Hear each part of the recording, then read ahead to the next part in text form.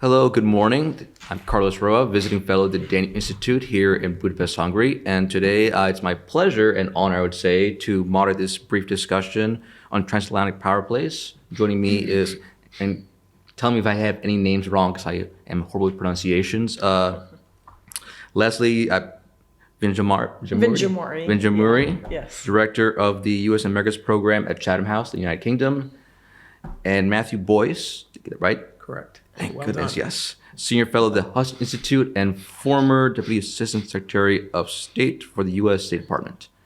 And we'll be talking in brief, essentially what's going on in the transatlantic relationship between the United States and Europe, which is, some would say fraying, some would say going through recalibration, various, it depends where you stand in political alignment and so forth. So let's dive right into it.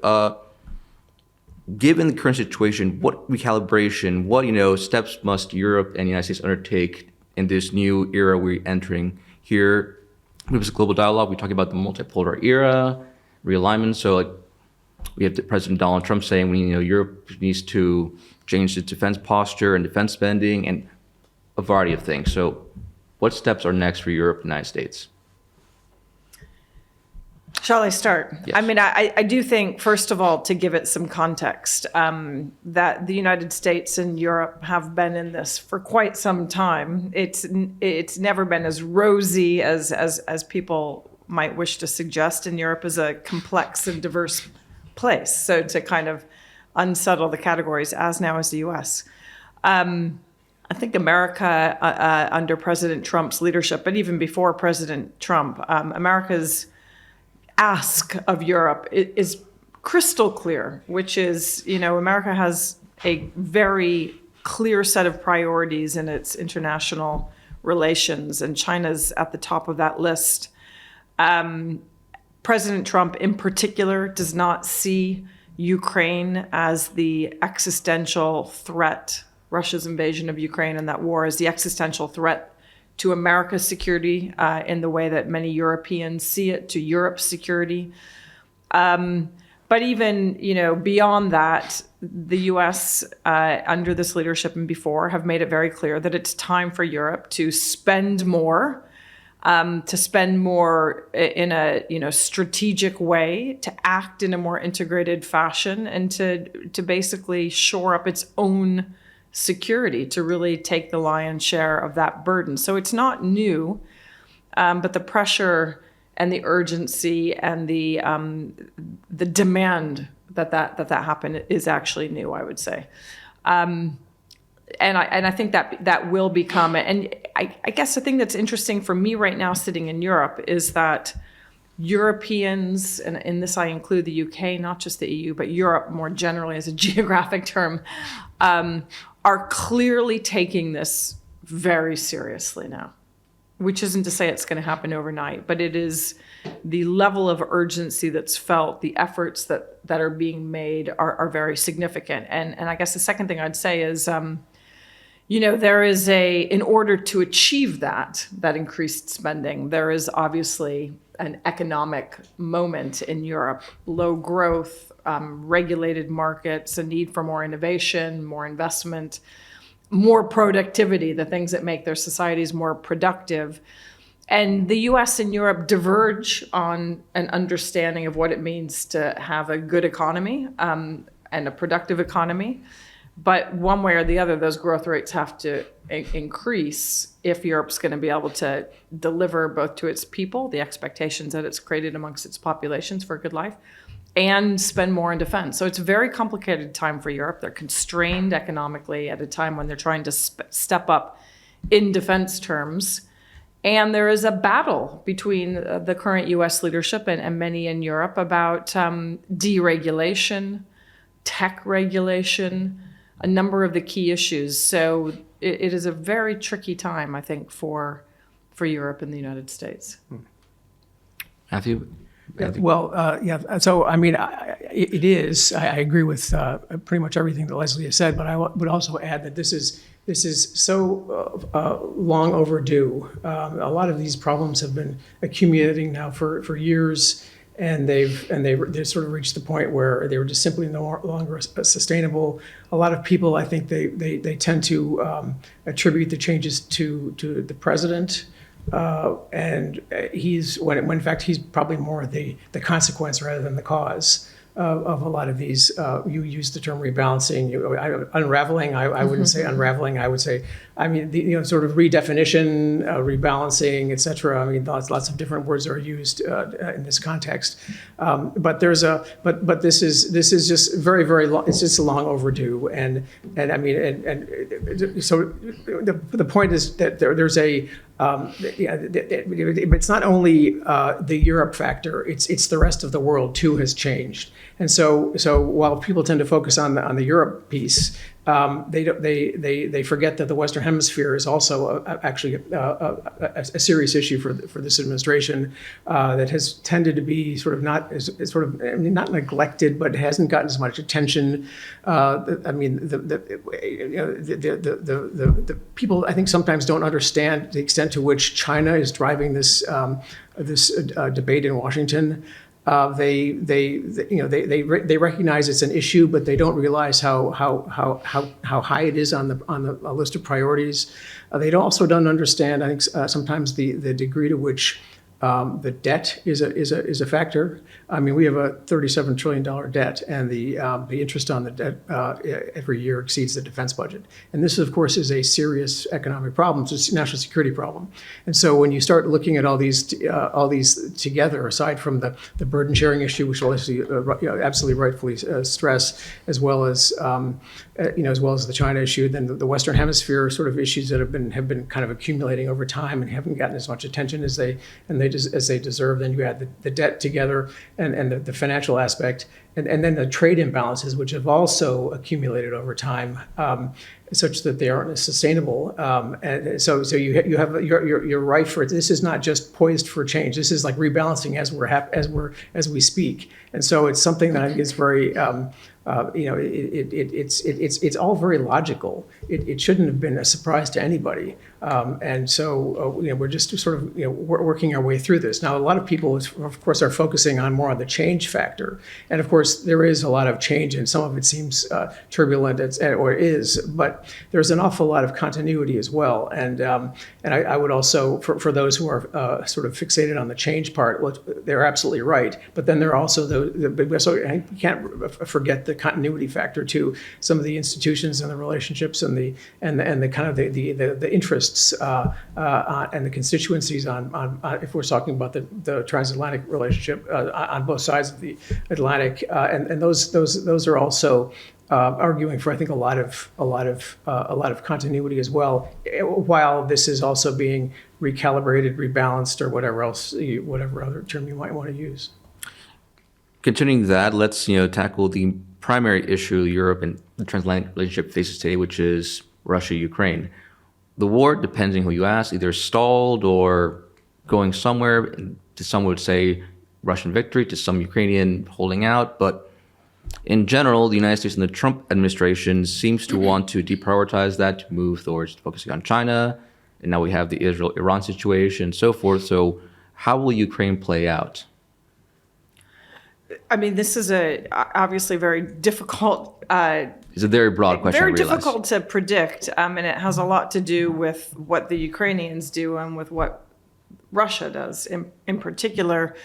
I think the question for Europe is how to contend with an administration that has clearly signaled that it doesn't tend to continue support for Ukraine, but nonetheless at the moment is continuing support for Ukraine, that has clearly signaled a desire to reset the relationship with Russia, to engage in talks.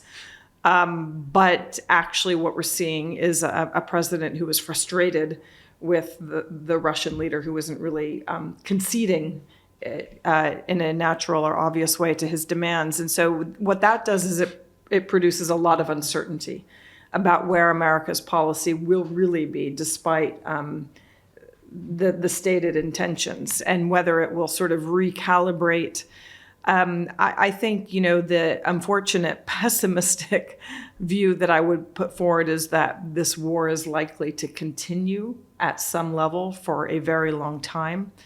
That Europe is clearly needing to invest, but finds it difficult to do it at a pace that's fast enough to provide the measures that are necessary should the conflict spill over. And so, while there is clearly, conversation about a ceasefire, I don't think anybody really believes that this is going to be resolved in a meaningful, lasting, and durable way in the foreseeable future. And, there are lots of conversations in Europe about a European assurance force, about whether there will be a U.S. backstop. I think President Trump has made it very clear that there won't be. I think the critical minerals deal was seen to be largely positive. But it is an unresolved question. And I guess drawing on what Matthew has said, the trick for Europe is also that the pressure to spend more on defense and security and to support Ukraine directly comes at a time when there's a huge amount of pressure from the United States through the threat of tariffs. And those two things are, at odds with each other, right? It puts Europe in a much more difficult economic position. And so we're seeing, for example, in London, in the UK, where I live, decisions being made about spending more in defense. But then where is, given that the growth rates are very low, and spend more on defense, but deal with tariffs, and then energy there is costs, a welfare state, right? That is very difficult to So where's cut. the money going to come from? And where is the money going to come from? And those are really very tricky decisions. And there's a timing issue too, right? It's very difficult to scale up as quickly as is necessary to do.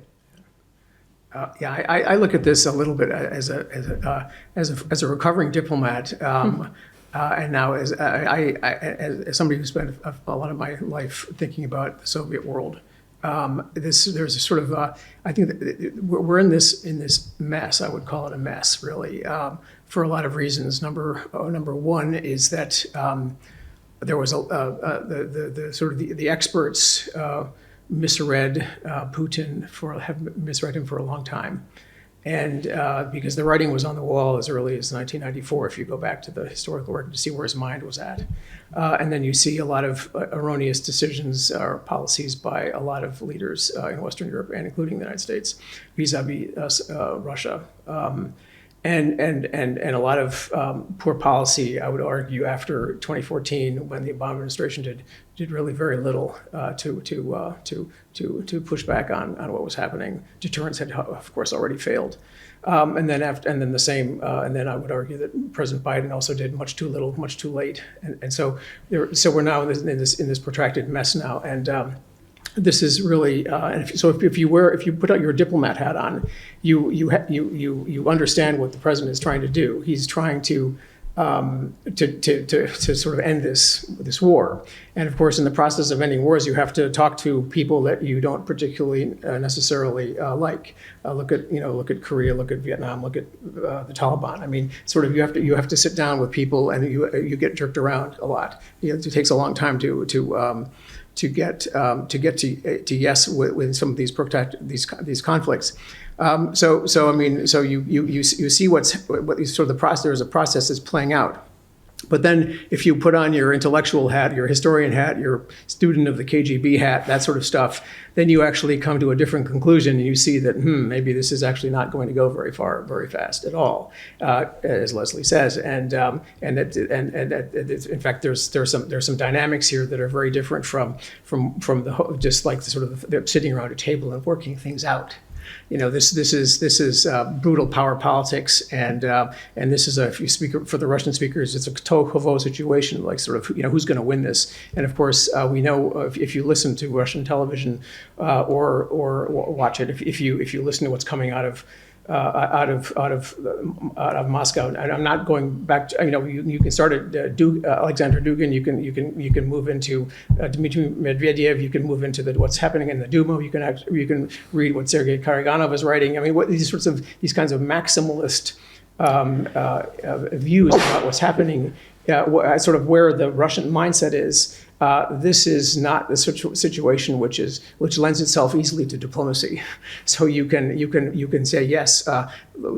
Shouldn't they just sit down at a table and work things out? This is not a this is a who blinks first sort. This is a who blinks first. This is like who gives in. This is not a can't we just sort of all get along and work it out? Russians like chess. They like winner or loser. Well, yeah. this is very much of a if you look at it from Moscow's standpoint, we win, they lose. And that is unacceptable for Western Europe. I think it's probably unacceptable for the United States as well. This has to be sort of resolved in some other way. And I'm sort of as much as I understand the diplomatic angle, the realities make me very skeptical and sort of lead me to think that this is also going to play out for a lot longer, as Leslie suggests. And the thing I would add to that, of course, is, Western Europe, we also mean Ukraine, right? The Ukrainians have no intention of giving up on what they see as an existential struggle for the sovereignty, the freedom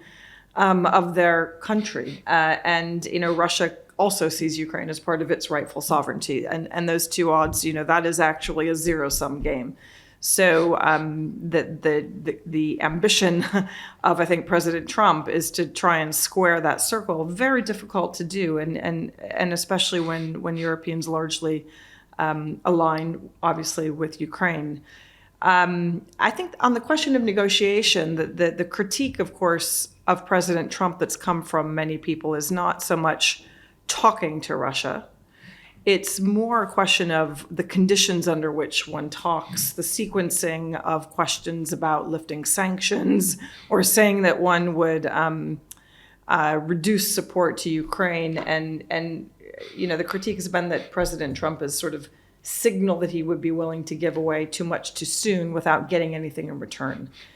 And many people, I think, are of the view that Putin in particular and Russia in general, that there has to be tough love, tough negotiations, tough bargaining, rather than sort of talking and giving away the store without getting anything in return. Last question, since we can already run out of time. Time flies by pretty quickly. From our conversation so far, Europe seems to be in a pretty bad spot since we have the zero-sum game with the Russians, the need to bring back growth, but undersold by tariffs, energy costs, welfare state, including migrants and refugees, so on and so forth. I can keep on going down the list. And it seems the model of, everything from quality of life to understanding Europe has had for the past 30-odd years, if not longer, is, has to change. So what does this change look like politically and culturally? You already have populist parties, seeing some successes, and this is not stopping. So where does this end? How Europe has to change? Well, it doesn't seem to want to change that much. It's in some of its core principles. It's got the EU seems fairly resistant to change.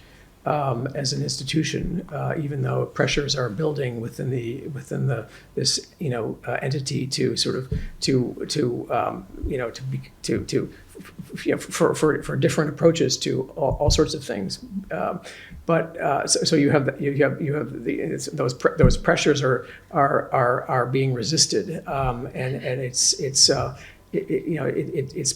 you feel sort of it's an institution that if it didn't exist, it would probably have to be invented. But it hasn't been very successful in adapting to change. Meanwhile, the economic model is arguably not that successful either, because of the growth factor and the lack of sort of Europe is by and large a very successful place, a dynamic place, but it is not, if you compare how it is doing economically versus how the United States is doing, there's a clear divergence there, and so that is actually not as successful as a lot of Europeans like to think, and so something has to happen there too. But the interests are so great in the various actors and the various players that it's hard to imagine that that this would actually lead to anything. So I'm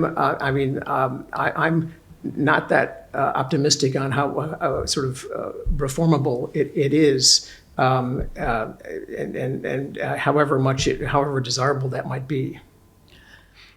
So what does Europe need to do? That's the question. What does Europe need to do? I mean, I think that Europeans are tremendously self-aware about the situation that they're in. They're tremendously attentive to the complexity of the security and economic situation at a time when, as you've rightly said, there is a contest across many European nations between the right, the middle, and there's not really much of a left, but perhaps a center left.